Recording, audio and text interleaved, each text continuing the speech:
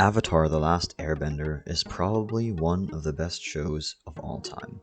Its intricate story and compelling characters form a world of awe and excitement. But there are some questions that even its great sequel, The Legend of Korra, couldn't answer.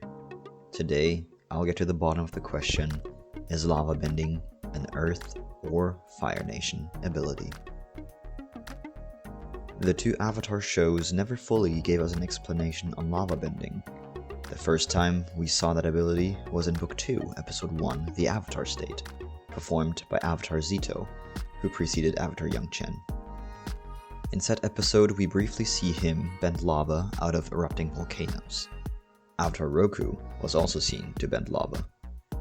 Some would now say, alright, we're done here, Avatar Zito and Roku were Fire Nation, that settles it as a Fire Nation ability.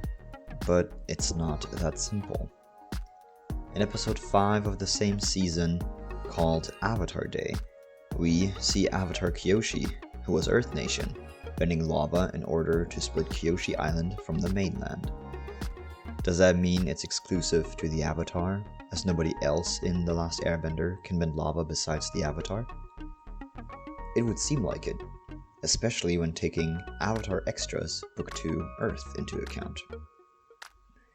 Avatar Extras was an event hosted by Nicktoons in which episodes of Avatar: The Last Airbender were shown along with a series of pop-up extras in the form of on-screen text bubbles, which gave facts and humorous comments. One of those text bubbles stated, "Lavabending is a combination of earthbending and firebending." That statement alone makes it an Avatar exclusive ability, doesn't it? Yes, lavabending would seem to be an ability only the Avatar could master, but The Legend of Korra gave us some additional lore. In Book 3, Episode 2, Rebirth, we are introduced to Ghazan, an earthbending master, fugitive, and member of the Red Lotus, put into criminal custody under the order of the White Lotus after participating in an attempt to kidnap Avatar Korra.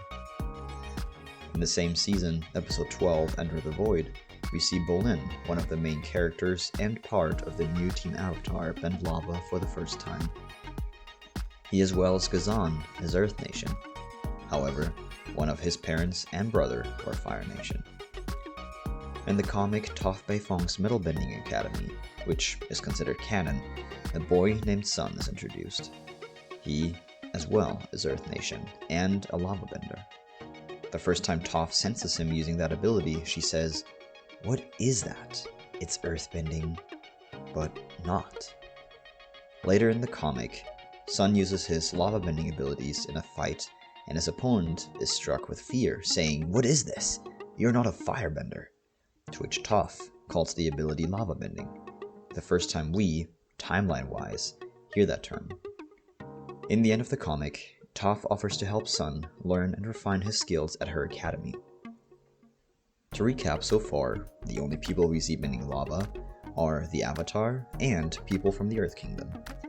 Does this now mean it's in fact an earthbender ability, even though it seems like people from the Fire Nation could learn the skill? I want to point you to another piece of evidence that is pretty much always overlooked. Book 3, Episode 11, The Day of Black Sun, Part 2, The Eclipse. In this episode, Team Avatar and their allies use an eclipse to attack the heart of the Fire Nation, the Royal Palace. Aang, Sokka, and Toph begin their search for Fire Lord Ozai underneath the volcano, where they run into the following situation. There's no floor. It's just a river of lava. I've never questioned this scene, ever. Not until I started learning more about the Avatar universe and its lore. It is obvious that an air or earthbender could easily overcome this obstacle. But a firebender? Yes, we do see firebenders fly during the events of Avatar and The Legend of Korra, but the only person to actually propel themselves upwards a good amount, without the help of Sozin's comet, was Azula. General Iroh from The Legend of Korra does use firebending to fly as well, but he mainly boosts himself forward, not upward. The only time Fire Lord Ozai is seen flying is during the events of Sozin's comet. The difference between these characters is that Azula's flames are way hotter than those of Ozai or Iroh, which could explain why she can fly more easily than the other two. So how did Fire Lord Ozai cross the lava stream that, I have to mention, goes on for quite a while as it seems? I don't think he had an earthbender with him, as that would have probably hurt his pride. Besides, no earthbender would want to work for Ozai in the first place. Did he fly? Kind of seems too unclassy for the Fire Lord in my opinion. No, I believe that some of his guards were lavabenders, who, Moses style, created a nice path for the Fire Lord to simply walk on. If Ozai had been a lavabender, he would have used that ability during his fight against Aang, but he clearly didn't. The simple explanation to why firebenders could bend lava is that they can bend heat, and therefore could be able to melt rock using heat, creating lava which they could then control. For this thought, I want to redirect you to Avatar Book 3, Episode 3, The Painted Lady. At the end of this episode, Katara and Toph bend mud together. Toph can bend it because it contains dirt, and Katara can bend it because it contains water. Mud bending, so to speak, is a shared ability between water and earthbenders. So why not also lava bending? While I personally believe that both earth and firebenders can learn how to bend lava, there is no official word on that matter. Not as far as I have found, anyway. It would be interesting to explore and expand on that subject in future Avatar shows. Thank you for listening.